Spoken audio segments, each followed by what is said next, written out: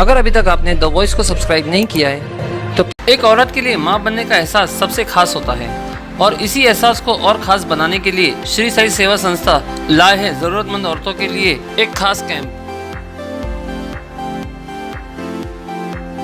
संस्था द्वारा normal delivery मात्र 8,000 रुपए में दवाइयों के साथ और फर्स्ट सिजेरियन मात्र 25,000 रुपए में दवाइयों के साथ रखा गया है। ये कैंप गैबीपीर हॉस्पिटल में लगाया गया है जिसकी आखिरी तारीख 31 दिसंबर तक रखी गई है। गैबीपीर hospital near Amjadia school, Shanti Nagar road, Bhiwandi. Shiv Sena UBT ने केंद्रीय गृह मंत्री अमित शाह के एक वादे को लेकर निर्वाचन आयोग को पत्र लिखा। अमित शाह ने कहा था कि मध्य प्रदेश में अगर भारतीय जनता पार्टी सरकार सत्ता में बनी रहती है तो वो राज्य के लोगों के लिए अयोध्या में राम मंदिर के दर्शन कराने की व्यवस्था करेगी। वहीं इस पर उद्धव ठाकरे ने कहा कि पार्टी ने इस संबंध में भारत निर्वाचन आयोग को पत्र लिखकर पूछा है क्या उसने आदर्श आचार संहिता में ढील दी है।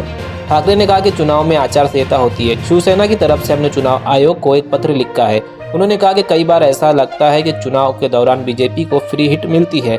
उद्धव ठाकरे ने कहा कि इतिहास में ऐसी घटनाएं हुई है जब हिंदुत्व के प्रचार करने की वजह से बाल ठाकरे को मतदान का अधिकार पर 6 साल के लिए रोक लगा दिया गया। उन्होंने कहा कि कर्नाटक चुनाव के वक्त भी पीएम मोदी ने बजरंग बली के नाम पर वोट मांगा था। पीएम मोदी जब कहते हैं कि बजरंग बली का नाम लेकर ईवीएम का बटन दबाओ तो क्या ये चुनाव आयोग के नियम का उल्लंघन नहीं है। अब एमपी चुनाव में अमित शाह ने कहा है कि रामलल्ला के दर्शन मुफ्त कराएंगे। उन्होंने कहा कि अमित शाह आप सिर्फ एमपी नहीं बल्कि देश के सभी राम भक्तों को मुफ्त में रामलल्ला के दर्शन करवाओ। हमने चुनाव आयोग को पत्र लिखकर पूछा है कि वो बताए कि क्या धर्म के नाम पर चुनाव प्रचार करने पर लगी पाबंदी का नियम बदल दिया गया है। अगर हाँ तो क्या इसकी जानकारी सिर्फ बीजेपी को दी गई है। अगर इस नियम को बदला गया है तो हम भी जय भवानी जय शिवाजी जय श्री राम गणपति बप्पा मोरया का नारा देकर वोट मांगेंगे। तो अब मैं जानना चाहता हूँ, पिछले कुछ महीनों में कर्नाटक में जो चुनाव हुआ था तो हमारे प्रधानमंत्री जी वहाँ गए थे और उन्होंने स्वयं कहा था कि जब भी मतदाताओं को आह्वान किया था कि जब भी आप मतदान करोगे तो बजरंग बली की जय कहकर मतदान का वो जो बटन है वो दबाइए। कल परसों हमारे केंद्र के गृह मंत्री अमित शाह जी मध्य प्रदेश गए थे। उन्होंने सारे लोगों को कहा कि आप अयोध्या जाएंगे तो खर्चा आएगा कि नहीं आएगा। तो लोगों ने कहा आएगा। तो बोलते मैं कहता हूँ नहीं आएगा। अगर आप भाजपा को वोट करेंगे तो आप सभी लोगों को फ्री में हम रामलल्ला का दर्शन करेंगे। तो क्या जो कोड ऑफ कंडक्ट है उसमें कोई बदलाव चुनाव आयोग ने लाया है? अगर लाया होगा तो सारे लोगों को अवगत करना चाहिए कि आप भी अब भगवान के नाम पर, धर्म के नाम पर वोट मांग सकते हैं। हाँ, ये बात अलग है, शायद अमित शाह जी को अब पता चला होगा कि उनकी जीत अब सिर्फ राम भरोसे है। उनका कर्तृत्व कुछ दिखाई तो नहीं दे रहा है, तो राम भरोसे वो वोट मांग रहे तो वो बात अलग है।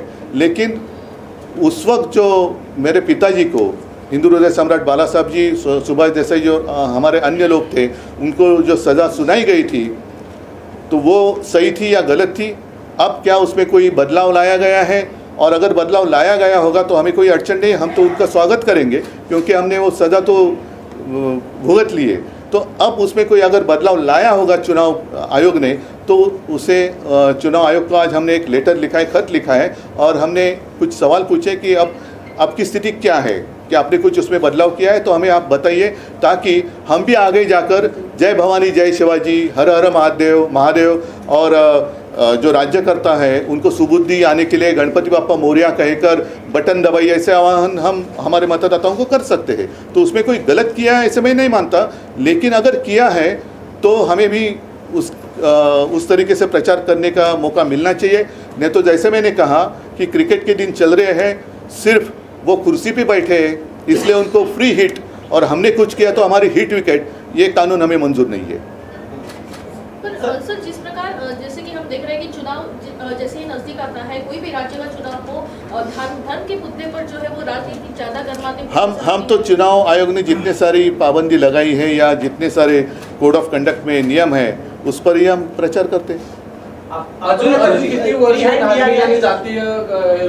नाही, मला तर त्याच्यात बोलायचं नाहीये। पहिले या विषयावरती निवडणूक आयोगाने खुलासा करावा आणि जसं या सर्व लोकांचा एक लोकशाहीतला मूलभूत अधिकार, मतदानाचा अधिकार, जो कधी कोणी काढू शकत नाही.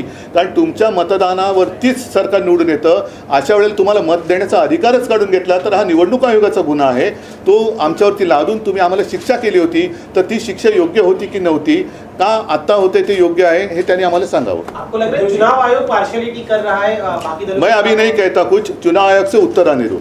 सर उद्धवजी, जैसे एक की प्रश्न आहे की अमित शहा यांनी आचारसंहितेचा भंग केला आहे असं तुमचं म्हणणं आहे. तो केला आहे की नाही हे मला निवडणूक आयोगाने सांगायला हवं. मी असं काहीच म्हणत नाही, कारण मी निवडणूक आयोग नाही आहे.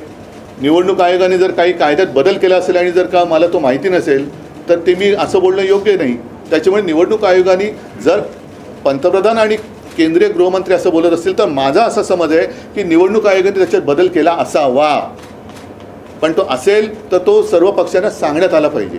विपक्ष के नेताओं को नोटिस इशू किए जाते हैं चुनाव आयोग द्वारा, लेकिन सत्ता पक्ष के साथ ऐसा अब तक देखा नहीं. आपको लग रहा है कि ये दोहरा नहीं, मैं इसलिए आज कोई उनकी निंदा नहीं करता. वो तो मराठीत म्हणतात ना, जागरूक है. जैसे उन्होंने केजरीवाल जी को एक नोटिस भेजी है, मैंने सुना प्रियंका गांधी जी को भेजी है, राहुल गांधी जी को भेजी है. तो अगर मतलब वो काम कर रहा है, ऐसे नहीं कि वो चुनाव आयोग काम नहीं कर रहा है. तो चुनाव आयोग तो काम कर रहा है. तो अभी इतने जागरूक चुनाव आयोग है तो उनको ये भी कहना चाहिए कि ये अनदेखी है कि ये सही है. मुफ्त ट्रेन का लालच दिया जा रहा है वोटर्स को. आपको लग रहा है कि मुफ्त में दर्शन कराएंगे? नहीं, अभी उनका कारोबार सिर्फ राम भरोसे चल रहा है. उनका भरोसा सिर्फ प्रभु राम पर है, दूसरा कुछ नहीं है. वो बात अलग है, वो राजनीति में यहाँ नहीं लाना चाहता. सिर्फ और सिर्फ आज मैं इतना ही चाहता हूँ, इतना ही सीमित रखना चाहता हूँ कि चुनाव आयोग ने हम सारे लोगों को अवगत करना चाहिए कि ये जो हो रहा है या इसे ठीक है, इसको हमने इजाज़त दी है तो हम भी करेंगे. जैसे मैंने कहा, हम भी आह्वान करेंगे, जय भवानी जय शिवाजी करा, हर हर महादेव म्हणा, गणपती बाप्पा मोरया म्हणा प्रत्येकाने. आणि काही जण मग ते निवडणुकीच्या मतदानाच्या वेळेला पूर्ण हनुमान चालीस वगैरे बोलतील. तब तक कतार चलते रुकी रहेगी सब लोग. उद्धव जी, आपको लगता है कि जब चुनाव आता है तो बीजेपी की तरफ से नया धारणा सामने रखी जाती है? पहले 15 लाख रखा गया, अब एमपी में चुनाव है कि राम दर्शन आपको फ्री में किया जाएगा. मैं इस बारे में अभी कुछ नहीं कहना चाहता, लेकिन इसको इजाज़त है या नहीं यही सिर्फ मैं चुनाव आयोग से समझना चाहता हूँ. उद्धवजी, तुम्ही राम मंदिराचा मुद्दा उपस्थित केला. अनेक निवडणुकांमध्ये राम मंदिर निर्माणाचा प्रश्न हा केंद्रस्थानी राहिला. शिवसेनेचं या मंदिर निर्माणात आंदोलनातही सहभाग होता आणि उभारणीतही. त्याच्याबद्दल धन्यवाद तुम्हाला. देणगी दिली आणि त्या आंदोलनामध्ये शिवसैनिक तर अनेकदा जाहीर झालेले आहे. तर अशा वेळेस 22 तारखेला जे उद्घाटन होतं आहे, तुम्ही स्वतः या उद्घाटन बघा, कार्यक्रमात ऐका, उपस्थित राहणार. हे दूरची गोष्ट आहे. मला असं वाटतं की केवळ त्यांच्या सोयीने ते उद्घाटन करतात निवडणुकीच्या आधी. कारण अशी सुद्धा माहिती आहे की जसं म्हटलं की त्यावेळेला देशातल्या कानाकोपऱ्यातनं हे काही स्पेशल गाड्या, करोडो लोक तिकडे, म्हणजे देशाची लोकसंख्या 1.25 अब्ज असेल तर 1 कोटी 100 कोटी लोक तिकडे कदाचित जमू शकतील. कारण भाजपा जगातला ताकदवान पक्ष आहे, त्यांना सहज शक्य आहे 100 कोटी लोकांची ते विशाल जनसभा घेऊ शकतात. त्या गर्दीत मी काय जाणार. त्याच्यामुळे मी 2 वेळा जेव्हा हा विषय थंड बस्त्यात होता त्यावेळेला मी तिथे गेलो होतो. त्याच्यानंतर मुख्यमंत्री झाल्यानंतर सुद्धा मी गेलो होतो. आणि ज्या ज्या वेळेला माझ्या मनात येईल त्या त्या वेळेला मी अयोध्येला जरूर जाईन. मात्र आज पुन्हा एकदा सांगतो की अमित शहाजी जे म्हणालेले ते केवळ निवडणुकीपुरतं मर्यादित न राहता या देशातल्या ज्याला कोणाला ज्या वेळेला वाटेल तेव्हा त्याची मोफत अयोध्या वारी भाजपने करावी.